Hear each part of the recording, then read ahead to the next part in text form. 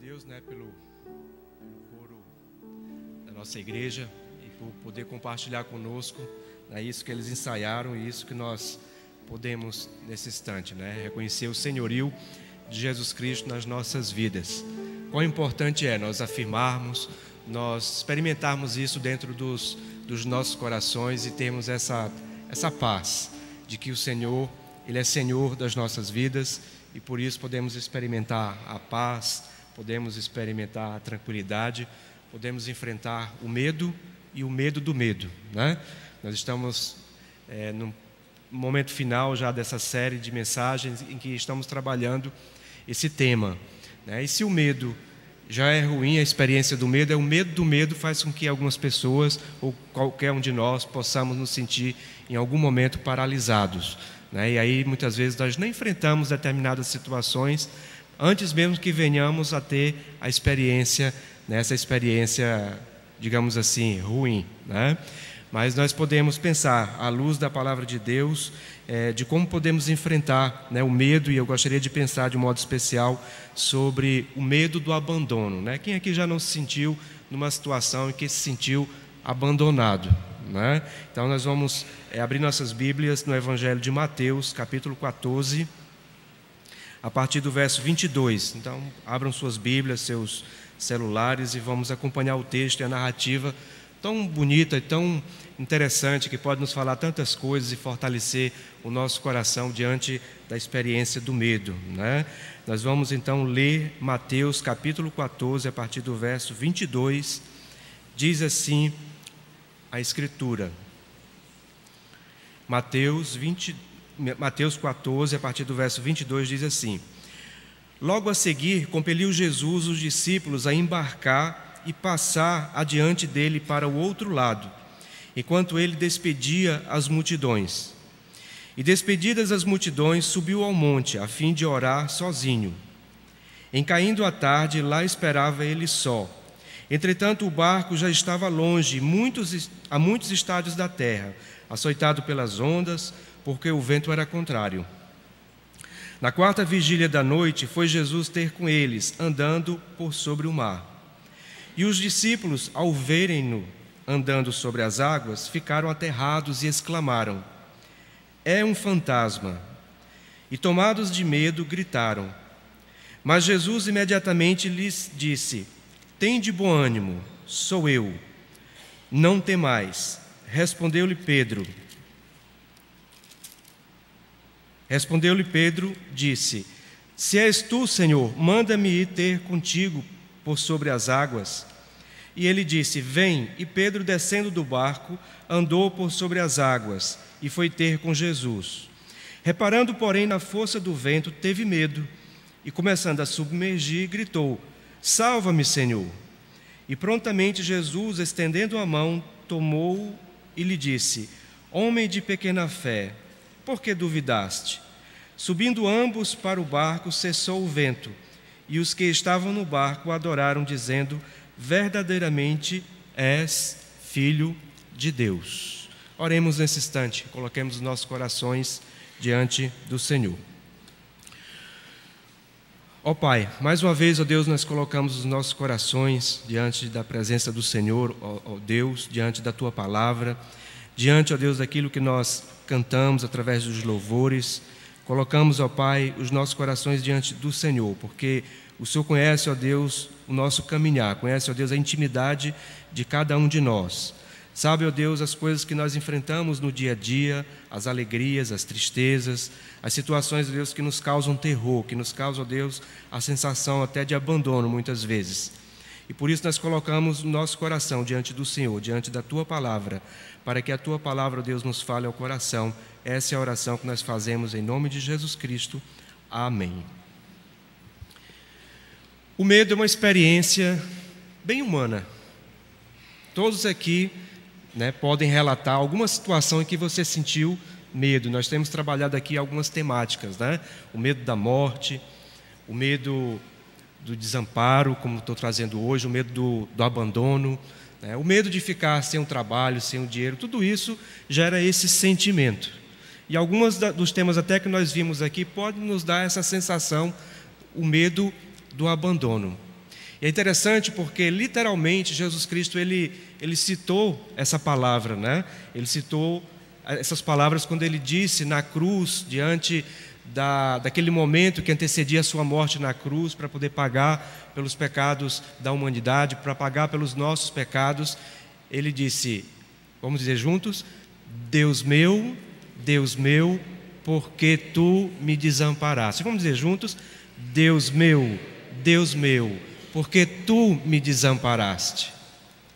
Às vezes nós temos até a sensação de que, ao sentir medo, alguns de nós até sentem aquela sensação talvez de culpa, ou de que poderia agir de forma diferente, e nos sentimos maus.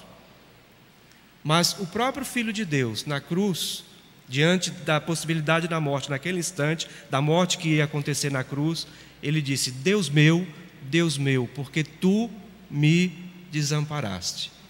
Que na verdade é uma expressão que Davi disse no Salmo 22, diante da perseguição que ele sofria, diante do momento em que Saul o perseguia. De modo que a experiência do desamparo do abandono é algo que faz parte da vida de todos nós. Todos nós podemos compartilhar alguma situação em que nós nos sentimos assim. A questão é que muitas vezes nós sentimos medo daquilo que na verdade não nos deveria nem fazer medo, né?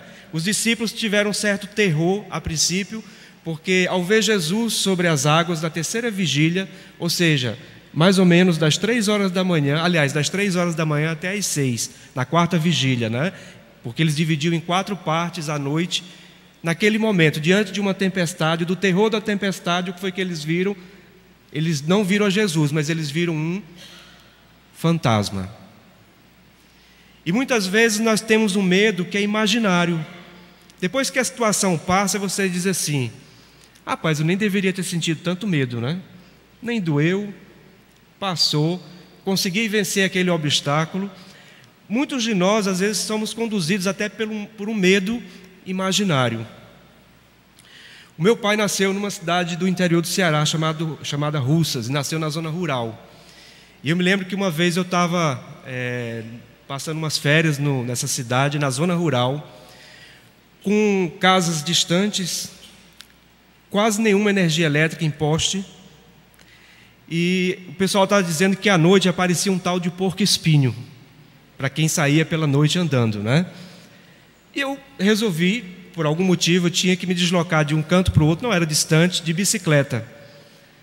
E eu, nascido e criado numa cidade urbana, né, em Fortaleza, normalmente não se acredita nesse tipo de coisa. Eu dizia: isso é conversa, né? E saí, me desloquei numa noite sem lua. Estava escuro, que eu só enxergava uns 2, 3 metros à frente. E eu de bicicleta. Pois não é que eu comecei a imaginar que tinha um porco-espinho perto de mim? Por um instante eu olhei assim: rapaz, eu vou acelerar esse negócio, porque esse negócio pode me pegar. É claro que não tinha nenhum porco-espinho ali, né? Faz parte da constituição de todos nós o imaginário. Mas nas zonas rurais, né, no Brasil, né, que se formou através dos bandeirantes, no meio das matas, se criaram mitos. E muitas vezes, sem perceber, nós podemos até acreditar, e sem perceber, aquilo parece até que é real. Né? Os mais antigos que nasceram no interior de Pernambuco aqui, ou no interior dos seus estados, talvez tenham testemunhado de algumas situações. O medo imaginário. E muitos de nós, às vezes, nem percebemos quantas situações nós apenas imaginamos. E não falo nem de história de boitatá, de saci-pererê, de porco-espinho no meio de uma mata, né? Eu falo das coisas que nós vivemos no dia a dia e que muitas vezes, ao ultrapassar, nós dizemos: rapaz, eu tive medo daquela situação. Às vezes o medo, né, como já foi pregado aqui, o medo da morte, o medo de ficar desempregado, o medo de que a sua saúde não seja restabelecida. E aí nós precisamos enfrentar com coragem, precisamos enfrentar o medo. Interessante que os discípulos, na verdade, eles não tiveram medo imaginário a princípio, foi um medo real. Eles tinham diante deles uma tempestade. De modo que nós variamos muitas vezes entre aquilo que é real e aquilo que é imaginário. Pedro, vendo aquela situação, depois que Jesus Cristo disse: tende bom ânimo, sou eu, não temais, Aí Pedro, como era muito atirado e muito corajoso, às vezes até precipitado, ele disse: se tu és, como foi que ele disse? Se tu és Senhor, manda-me ir ter contigo sobre as águas. Pedro era o contrário, né? Parece que Pedro não tinha lá muito medo, não. Ele enfrentava as situações. E ele então começou a caminhar sobre as águas. Ele enfrentou aquela situação olhando para Jesus Cristo. Mas ele teve medo de quê? Dos ventos. Ele teve medo de algo real. E assim é que muitas vezes nós precisamos colocar diante do Senhor as nossas vidas, porque há situações que são reais.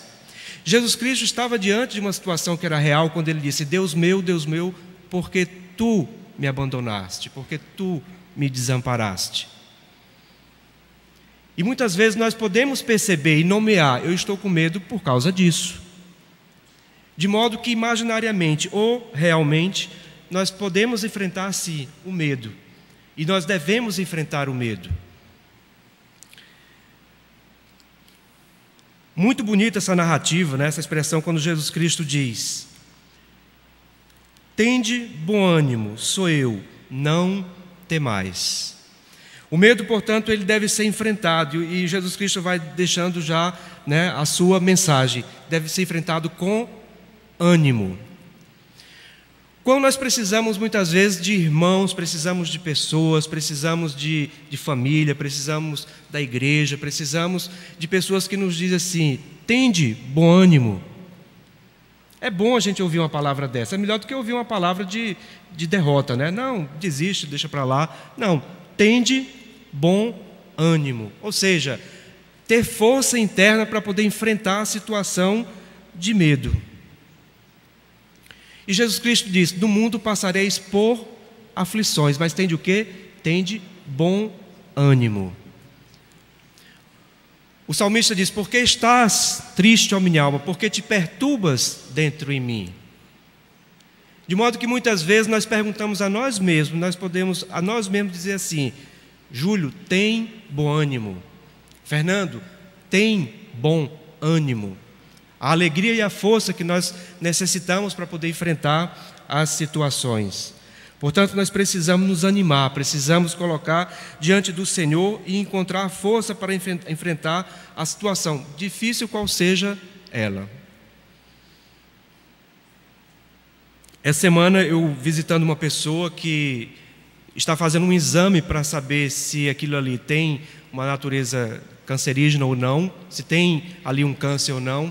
Ela disse assim: olha, o que mais me dificulta é porque eu vou ter que aguardar 5, 6 dias pelo resultado da biópsia, porque bom ou ruim, eu gostaria de saber o que é, para poder enfrentar.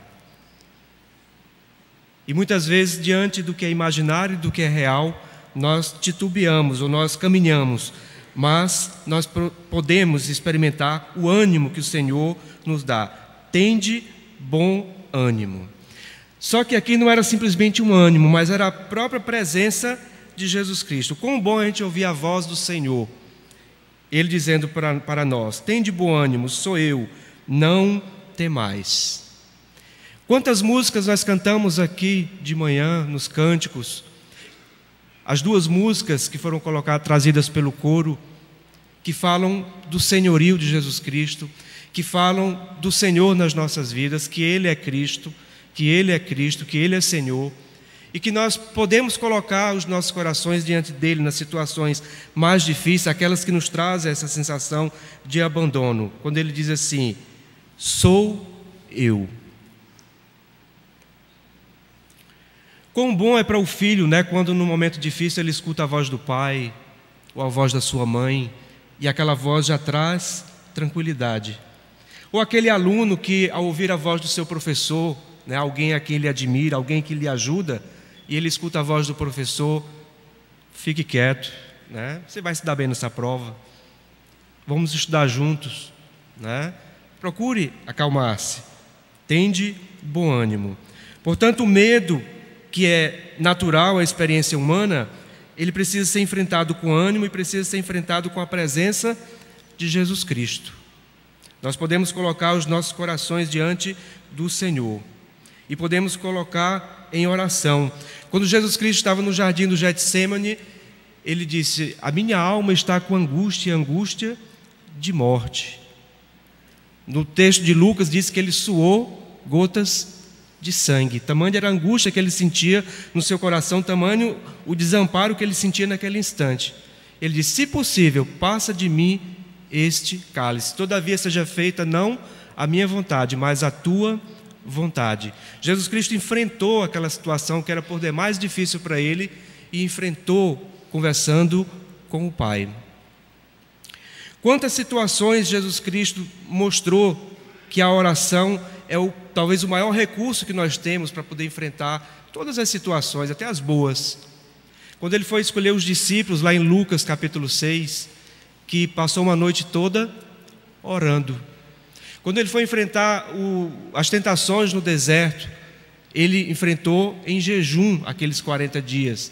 E ali ele teve fome e ele teve sede, e ele enfrentou então aquela situação através da oração. Portanto, nas situações mais difíceis, devemos aquietar os nossos corações. O texto nos diz, no verso 23, o seguinte: e despedidas as multidões, subiu ao monte a fim de orar, como? Sozinho. E caindo a tarde, lá estava ele só. Todos nós precisamos reservar tempo e local. Jesus Cristo procurou um monte, mas todos nós precisamos reservar dia, local, uma hora, alguns minutos, seja o que for, mas nós precisamos estar a sós com o Senhor. Ao quão importante é esse contato com Deus através da oração, e é assim que nós podemos enfrentar. Jesus Cristo, na verdade, estava saindo de uma situação em que João Batista fora morto, acabou de sair de uma situação em que havia multiplicado pães e peixes, e ele precisava se despedir da multidão, e ele enviou os discípulos à frente. Logo em seguida, mais na frente, ele vai então, depois de parar a tempestade, ele se encontra com os discípulos ali no barco, e logo em seguida ele continua a sua missão, continua o seu trabalho de ir ao encontro das pessoas que estavam necessitadas da presença de Deus. Mas nós precisamos enfrentar, precisamos colocar diante do Senhor as nossas vidas, de modo que Jesus enfrentou a própria experiência da morte, da sua própria morte, diante daquele momento no jardim do Getsêmani, e nos ensina que através da oração nós podemos vencer o medo e o medo do medo. Ele disse naquela ocasião: orai e vigiai para que não entreis em tentação. O espírito, na verdade, está pronto, mas a carne é fraca. De modo que nós precisamos nos fortalecer a nossa carne, fortalecer o nosso lado humano, que muitas vezes se fragiliza diante das dificuldades. Portanto, o medo se enfrenta. Não permita que essa experiência venha paralisar você, ou que venha fazer com que você perceba que, na verdade, Jesus Cristo, na madrugada, não é um fantasma, mas é alguém que vem ao seu encontro, para que você possa encontrar a quietude. Tende bom ânimo, sou eu, não temais. Portanto, aquilo que Jesus Cristo é, aquilo que é a revelação do Senhor para as nossas vidas, por si só, já nos traz a paz, já nos traz a quietude ao coração. O medo se enfrenta, o medo se vence. Interessante porque, no final de tudo, os discípulos disseram assim: subindo ambos para o barco, cessou o vento, e os que estavam no barco adoraram, dizendo: verdadeiramente és o Filho de Deus. Interessante que Jesus Cristo caminhou cerca de 3 anos com os discípulos, e às vezes a gente pensa nas coisas muito instantâneas, né? Muito pontuais, mas na verdade, se nós pensarmos, havia ali um processo. Ora, os discípulos viram como Jesus Cristo tinha feito a multiplicação dos pães, viu ali o milagre que Jesus Cristo tinha feito, mas ainda assim Pedro disse: se és o Senhor, permita-me que eu vá caminhar por sobre o mar até a tua direção, até a tua presença. Parece que a compreensão de que Jesus Cristo era a revelação maior do Pai é algo que vai acontecendo paulatinamente. Toda a Escritura vai nos mostrando que os eventos que acontecem, mais na frente é que eles têm o discernimento de que realmente Ele era o Senhor, de que realmente Ele era o Filho de Deus, de que Ele era aquele que era digno para ser adorado. Portanto, ao vencer o medo da tempestade, o medo de caminhar sobre as águas por parte de Pedro, o medo do vento, e ao ver Jesus Cristo entrar no barco e os ventos cessarem.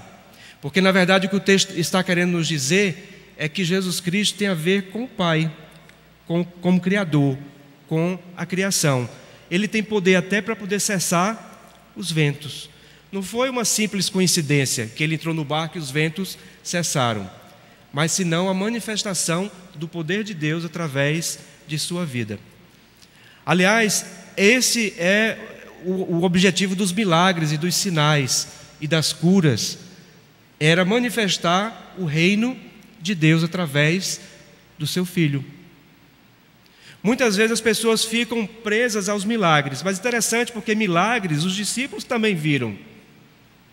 Eles tinham passado já por experiências em ver milagres, mas lhes faltou o quê? Lhes faltou a confiança naquele momento difícil. De modo que a vida é assim mesmo, constantemente nós vamos nos sentir fortalecidos no Senhor e por momentos podemos nos sentir desamparados, abandonados. E milagres vão acontecendo e milagres não terão fim e nós sempre vamos sentir isso. Mas o mais importante do que o milagre é o que eles dizem no final: verdadeiramente és Filho de Deus. Portanto, o reconhecimento do senhorio de Jesus Cristo, não importa o que venhamos sentir, mas aquilo que Ele é, aquilo em que Ele se revela como sendo o Filho de Deus, ou seja, a própria divindade. Ele não era simplesmente um homem que passou pela terra, mas Ele era o Filho de Deus, Ele era o Deus que se encarnou, se fez carne para poder nos transmitir e ser solidários conosco na nossa dor, no nosso desamparo, no nosso abandono. Eu gosto muito da expressão de Hebreus que diz assim: nós não temos sumo sacerdote que não possa compadecer-se das nossas fraquezas, mas nós temos um, Jesus Cristo, aquele que morreu sem pecados, e por isso nós podemos nos aproximar dele com firmeza, podemos nos aproximar para socorro oportuno, em ocasião oportuna, porque vamos alcançar dele a compaixão e a misericórdia. Portanto, o mais importante na experiência humana é se depois de tudo nós reconhecermos Jesus Cristo como o Filho de Deus. Reconhecemos então o seu senhorio e o poder que Ele tem sobre a criação, sobre a natureza, de modo que Ele caminhou por sobre as águas, Jesus, e Ele, ao entrar no barco, cessaram-se os ventos.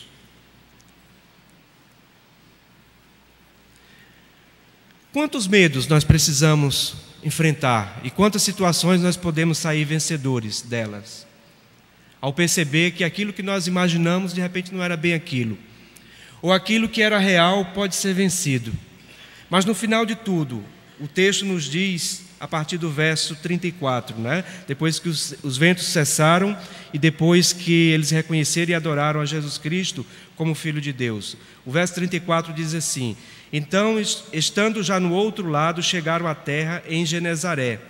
Reconhecendo os homens daquela terra, mandaram avisar a toda a circunvizinhança e trouxeram-lhe todos os enfermos e lhe rogavam que ao menos pudessem tocar na orla da sua veste, e todos os que tocaram ficaram sãos. Na verdade, vencer o medo é ver Jesus Cristo enquanto o Filho de Deus e é dar continuidade à sua obra. Outras pessoas se sentem abandonadas, assim como nós. Outras pessoas, diante da sua experiência pessoal, muitas vezes, a tempestade que é real, a possibilidade do desemprego, a falta da saúde, alguma situação, a empresa que está sofrendo as consequências dessa crise, a pessoa que está trabalhando ali, mas não sabe se amanhã vai estar empregado, tudo isso soam como tempestades nas nossas vidas. Os conflitos familiares, quantas situações desestabilizam muitas vezes o nosso ânimo, o nosso coração, mas que nem por isso vamos deixar de prosseguir. E a igreja tem essa vocação, diante do Senhor, que é o Filho de Deus, a continuar na sua presença e ajudar outras pessoas, assim como nós, a enfrentar o medo, a enfrentar o abandono, o desamparo.